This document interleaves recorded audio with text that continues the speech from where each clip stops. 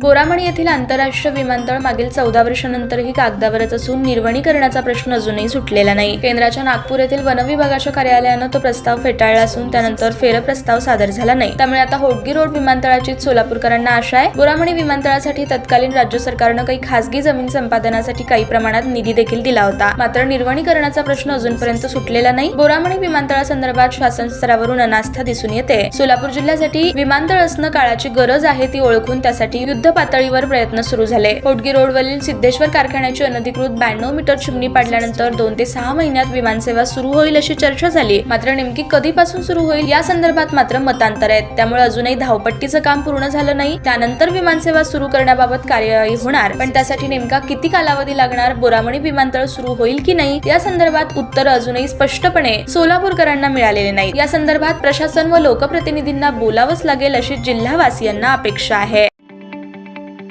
ताज्या बातम्या पाहण्यासाठी प्राईम महाराष्ट्र न्यूज चॅनलला सबस्क्राईब करा।